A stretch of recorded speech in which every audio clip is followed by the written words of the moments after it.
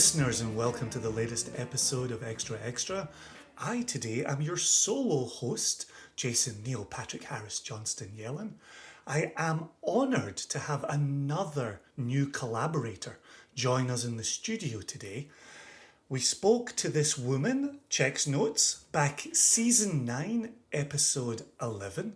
Caitlin and I were at ACSC, I wish she was here to help me on this, ACSA, American Craft Spirits Association. We were there together, met her for the first time, had an absolute blast with her.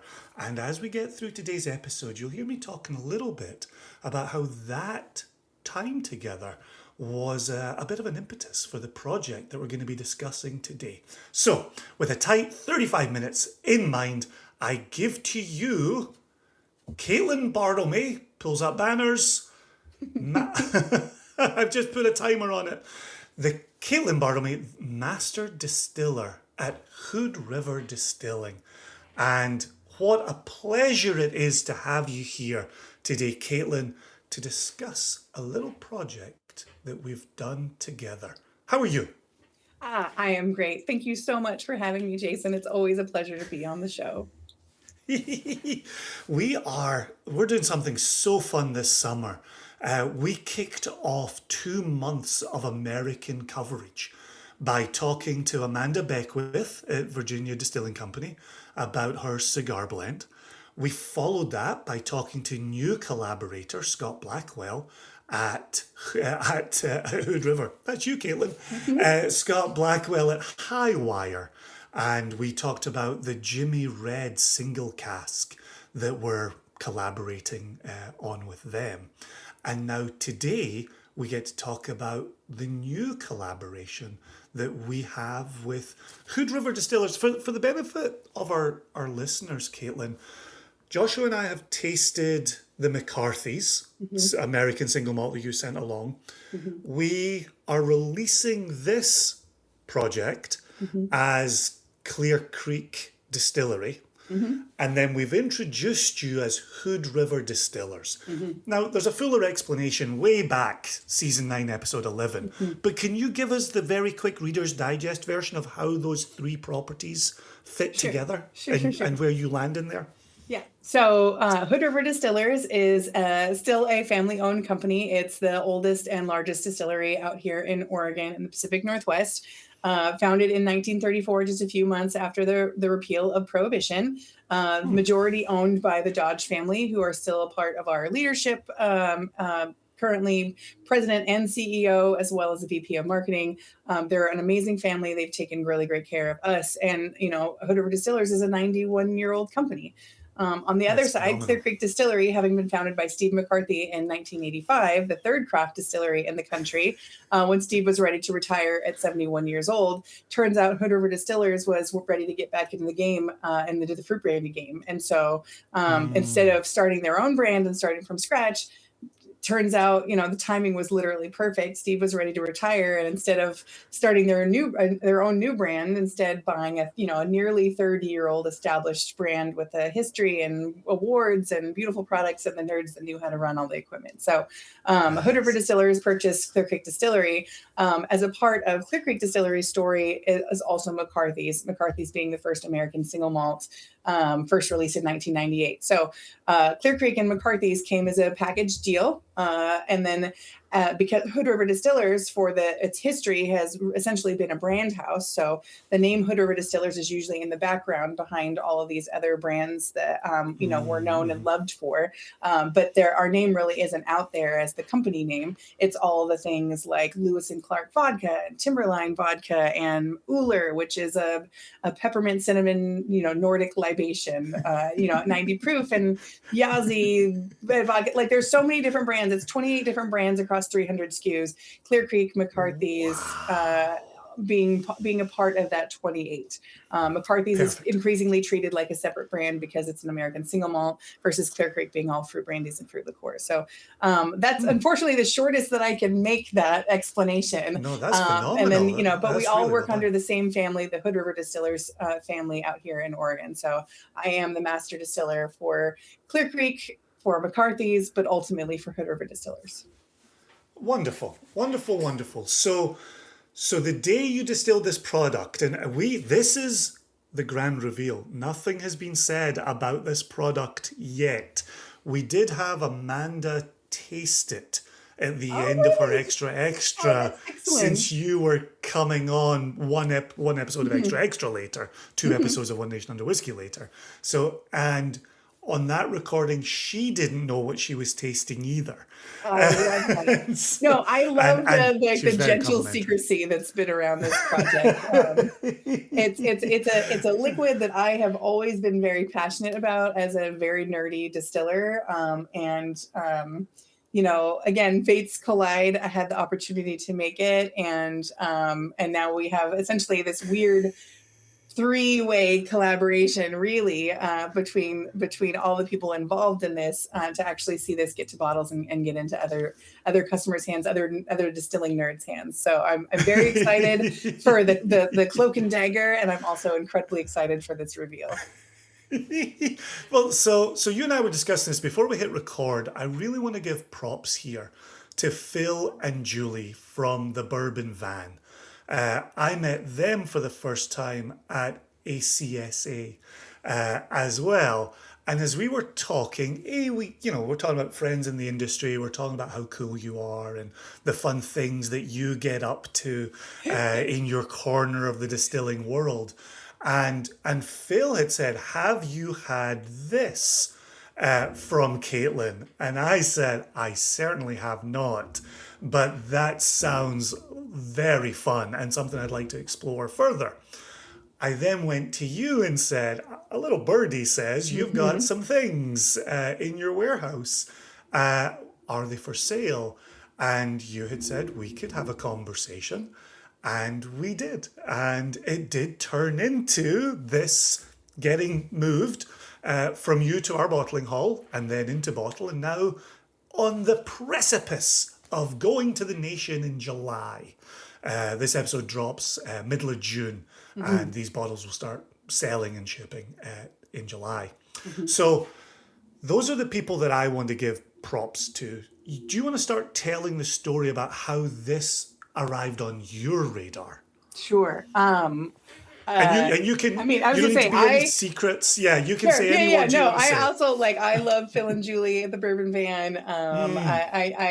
They're amazing people. I still follow them, even though they're not bourbon vanning. They're still vanning. So sad, and they're really just absolutely wonderful, and they're still out there running marathons and traveling and doing all kinds of amazing things. So Phil and Julie, my heart.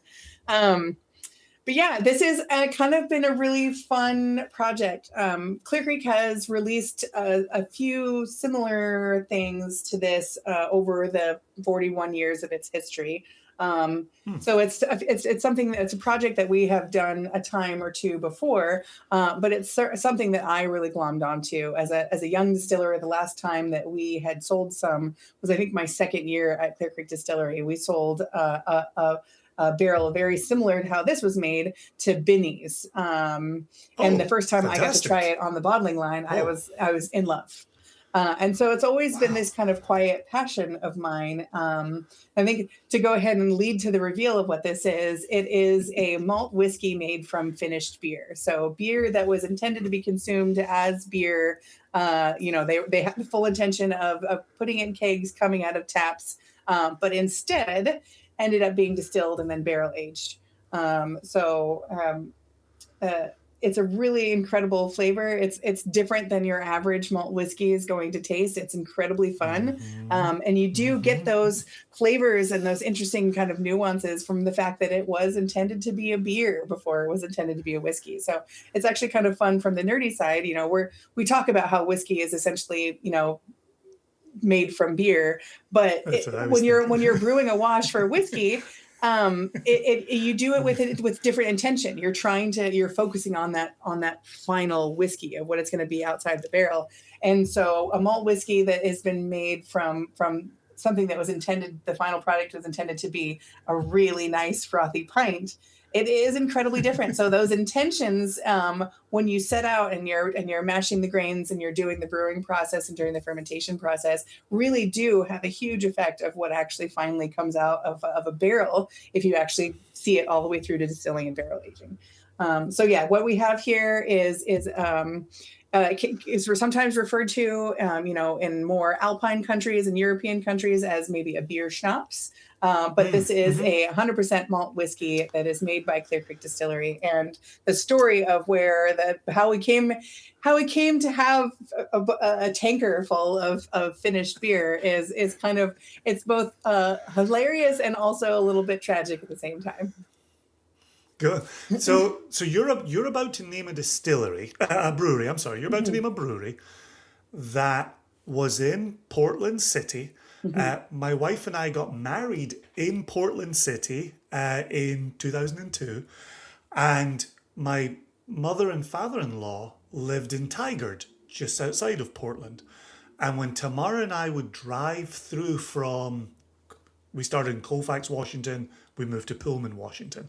When we drove through from either of those places in easternmost Washington, all the way to the Portland area, my mother-in-law would always have the Blue Heron release from this brewery in the fridge waiting on my arrival. And I would invariably, blessings to them, the fridge was in the garage. I would drive in my car, grab a bottle of Blue Heron, pop the cap, walk through their back door. I would, of course, say hello and give hugs. Sure. Walk through their back door and change for the hot tub. Yep. And I would be in the hot tub with a bottle of Blue Heron within 5 minutes of parking in their garage. That is that is peak in-law. Like, you can't do better than that. You cannot. No, they're amazing. Absolutely amazing. Possibly be better if there was also like a toast plate with like a meat pie on it or something like that, right? Oh no, you're vegan. So toast plate with some sort of like a cheese, right. A fake cheese situation. Right, yeah. Snacks would invariably be shared. They were very, very good people. And so as part of our wedding, we drank at this brewery. We've got friends who remember drinking with us here. So this is, you and I are friends. I like to think. Maybe I'm speaking out of school. We're friends, so that makes this very personal. The connection to this brewery is very personal. And what we're putting out into the world actually fits within some of my all-time favorite Single Cask Nation releases. And so that feels very personal around this as well. So this whole endeavor means so much to me. So go forth and reveal the and reveal the name.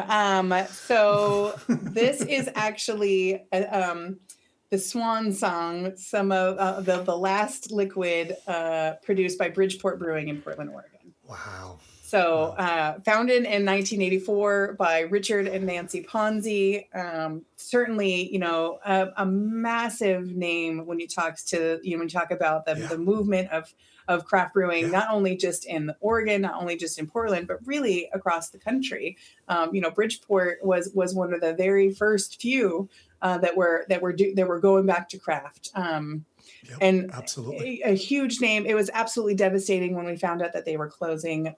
Even when a huge name, but even the building that they were in, it was a historic building built in 1887 and was previously a rope factory before they then recommissioned it as a brewery in Portland, and founded just a year before Clear Creek Distillery. So a huge amount of local history and personal history. Bridgeport was the craft brand that I grew up knowing about. It was Bridgeport and Woodmer. And my dad was kind of new to the whole craft brewing thing as a dad in the 1990s, in the late 1990s. So he always referred to them as weird beers because it was something other than a macro brew. But when you talk about the relationship with Bridgeport and what it really means to the region, and also what it means to craft brewers all across the country, like, it's huge. Devastating to hear that they've closed, and honestly a privilege to to be able to honor their history and their hard work with a release like this. So Agreed. What happened, they decided to cease production in February of 2019. It was the deep and dark winter out here in the Pacific Northwest.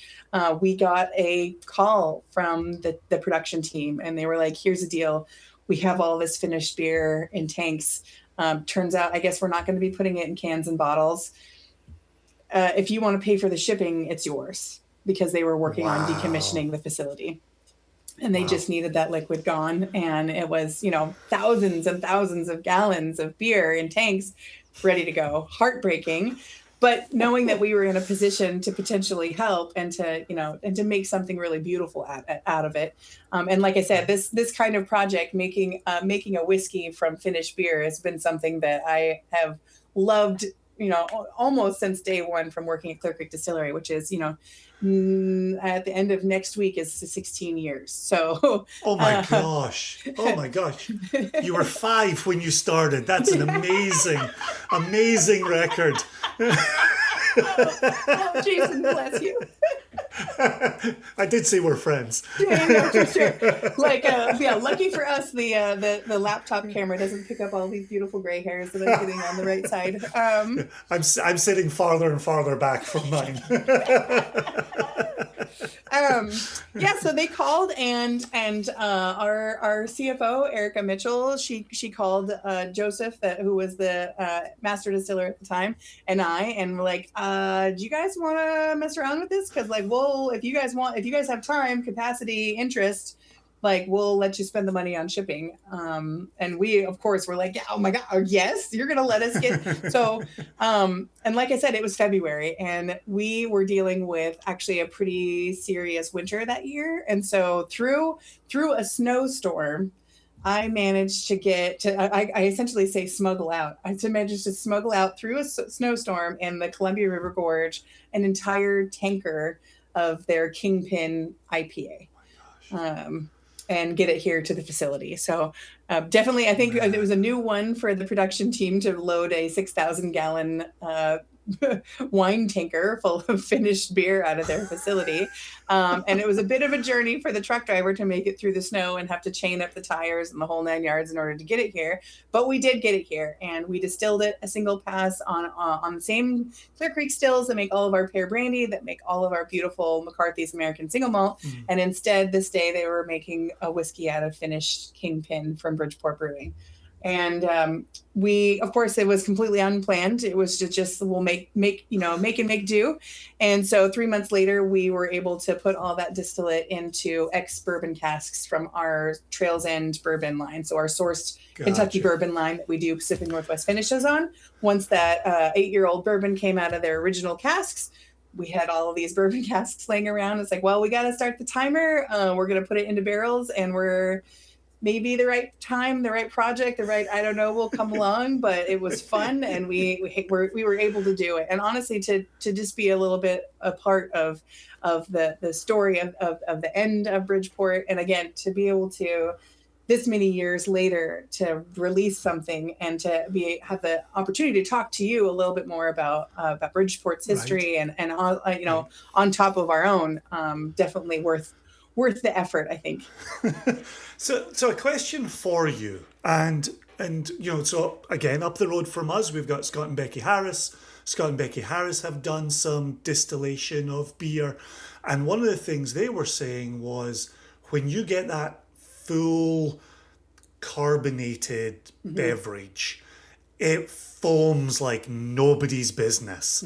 And as they have done multiple projects, they've learned along the way, and they've tried to get it as flat can be, and even the flattest beer still foams up on you. Oh yeah, just not as much as a fresh. I'm curious for you and the team, as you were jumping into this, was foaming an issue? Was that something you solved? Was that something you worked around?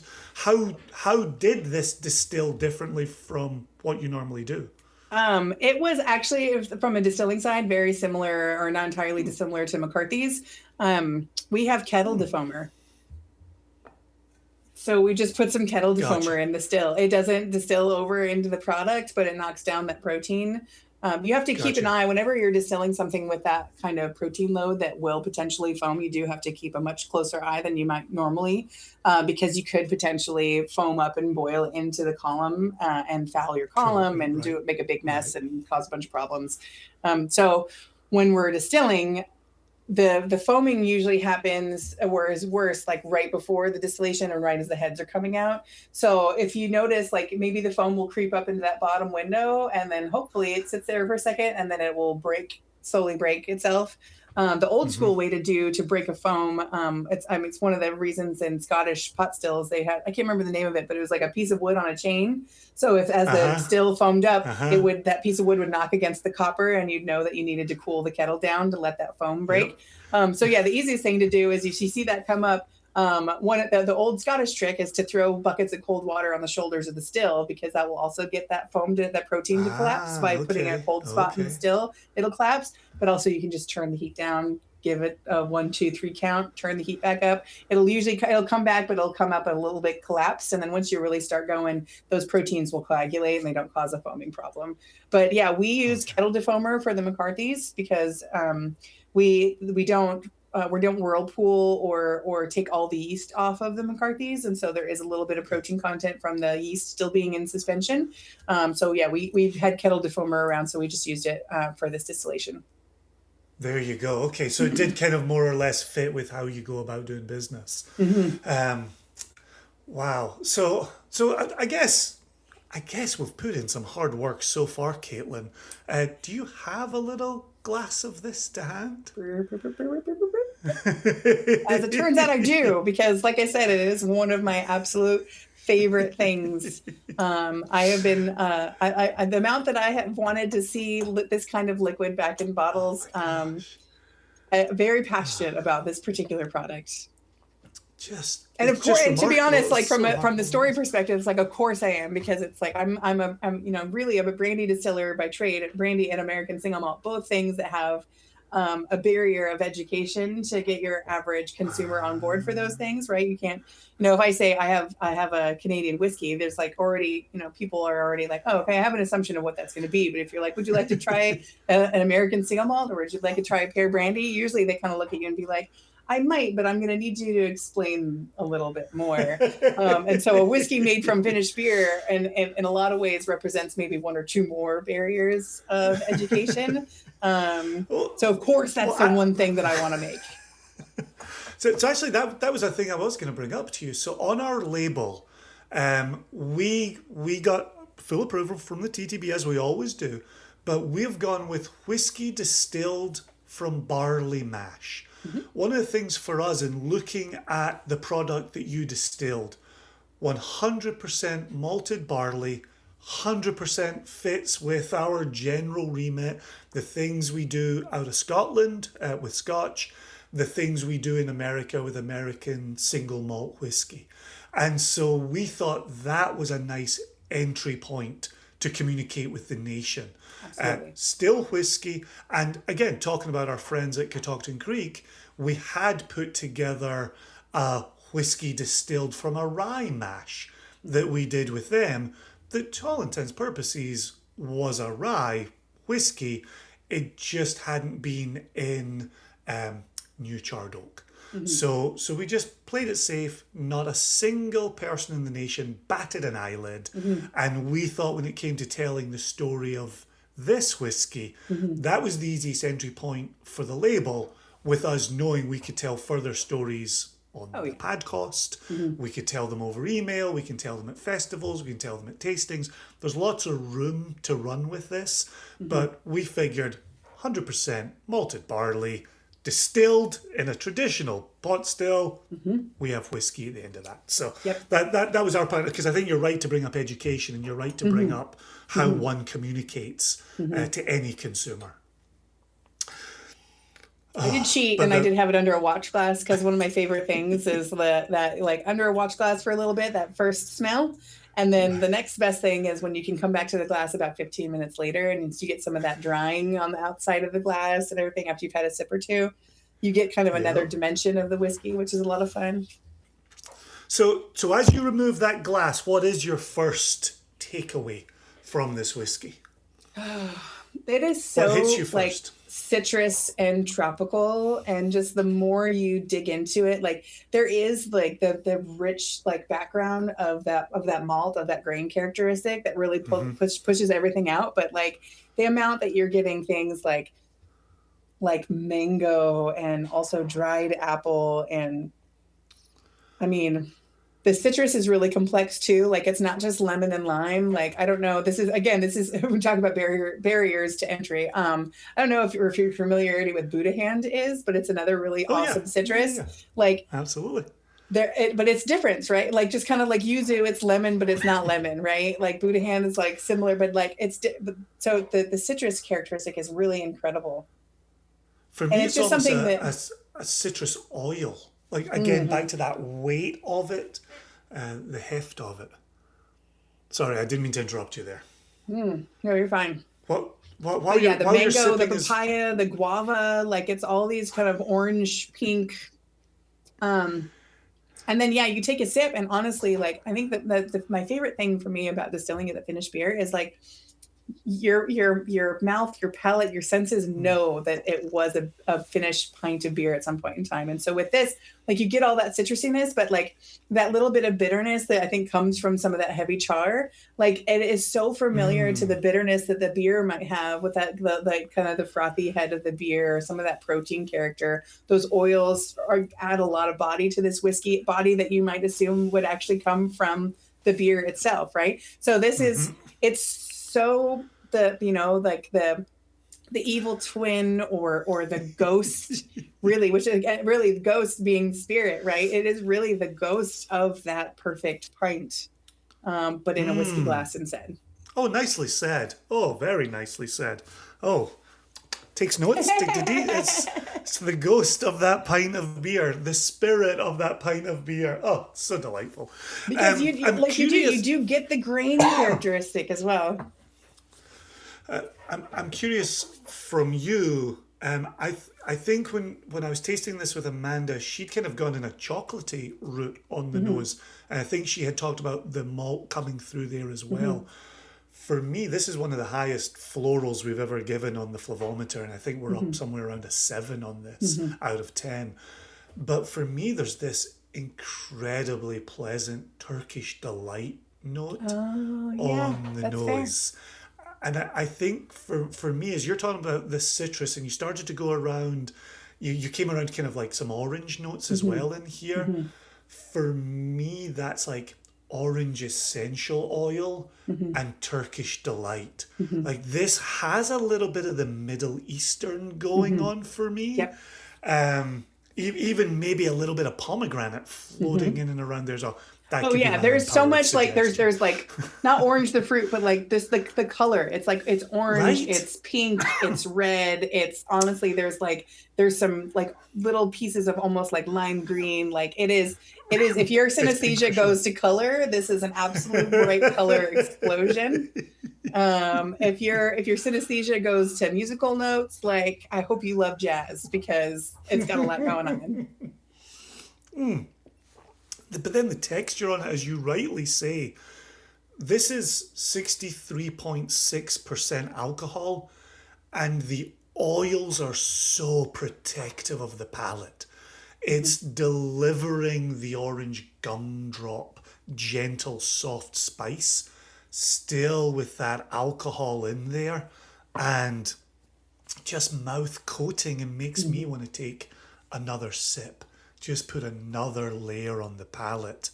I there's a big thing I want to say in just 1 minute here, but what else are you thinking as you're sipping? What's your overall experience right now as you're sitting here and you're tasting this? I You're mean, not in a honestly, for warehouse. You're me, not it's popping just a bungs. huge full circle moment. Like I just love it so much. Like you want to talk about like a great like pour of whiskey. Like I like I have been a stan for whiskey made from finished beer for pretty much 14 years since I had it for the first time. It's so incredible, and it's such a new it's all these really wonderful similar flavors, but in a way to experience it in an incredibly new way. right? Yes. And I love being kind of like knocked back on my heels by something and surprised and caught out by something, you know, especially even 16 years later. You know, and you know, I've had the wonderful opportunity and the privileged opportunity to try as many beautiful whiskeys as I have, both, you know, domestic and international. But you kind of get, you know, you get this Rolodex in your head of your expectations on, you know, somebody tells you it's a rye or rye adjacent, somebody tells you it's from this country or whatever. Like you have these like these ideas of what it is, and the fact that you can take a sip of this and like it's like people love it immediately, but then it's also like, wow, like I need to sit with this for a little bit because I actually don't have a reference point for it. And so it's like you're giving somebody the opportunity to essentially like open a new file folder in their brain or open up a new PDF document in their brain of like, also, have you ever had a whiskey that's been made from finished beer? Because wow, it's incredible. Which was exactly Phil's take when he and I started talking about it in Tucson last year. Yeah, this absolutely takes me. You rightly point out these points of reference. For me, this is wonderfully reminiscent of our 11-year-old light whiskey single cask we did a number of years ago, our 13-year-old light whiskey cask that we did at the same time, and then the real big one for me. This reminds me of our first Chicago Whiskey Jubilee exclusive bottling, which was a light whiskey that made it into a former beer barrel that had held mustard seeds, and it just like pop. I think that was 65.1%. I'm even looking around my office because I don't have one to hand. I always have a bottle of that in my house. I literally have an open bottle of that sitting just up in my house right now. That's awesome. And I've got a few more in storage because it's amazing. Good. And this, as a 5-year-old, lands the plane in all the same ways that those 3 big releases from Single Cask Nation landed the plane. And I really hope people who fell in love with those releases along the way, we hear about the Chicago Jubilee bottling all the time. Just as a reminder for everybody, we will be having a Whiskey Jubilee in Chicago later this year, October 15. Look at that, the system even wants to give me a thumbs up. October 15, more details coming soon. Tickets will be available. Please watch this space. And so if we have the chance to tell this story with this bottle on the table at a Whiskey Jubilee, you know, reminding people of the first bottling at the Chicago Jubilee. Like you mentioned this earlier as well, like coming full circle. Like that feels like the journey keeps completing itself and then starting again, and then completing and starting again. So really, really incredible whiskey. You should be so proud of this. This is a wonderful achievement. And also, honestly, like I don't know about you, but I have a lot of friends that, you know, they've been diehard craft beer nerds, and they're like, yeah, whiskey, but like this is if you want to buy a bottle to convince your craft beer friends that they should spend more time exploring whiskey. This is for whiskey fans out there. This is how you convert a beer drinker to be more interested in whiskey and what it has to offer. That's another great way to think about it, and I do think some of those citrus oils coming through for here feels a little bit to me like some of the hop oils that you get coming through, and that's it's that brightness. I don't find this being. I find some hops to be skunky in a particular way, like they kind of smell like burning marijuana in certain ways, and I get none of that here. This really is the expression of the citrus coming through.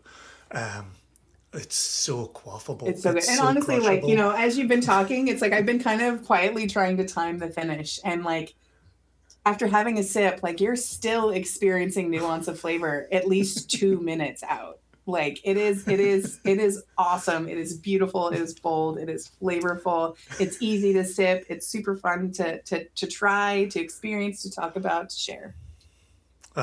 Thank you. When you mentioned waiting to finish that, I thought you were waiting on my sentences to finish because No, they just keep going on and on. No, it was just an opportunity for just like, boy, I'm still really enjoying that sip. That's still like, I've never really sat there and like thought about how long it takes for that to actually properly fade out. And it's a couple minutes.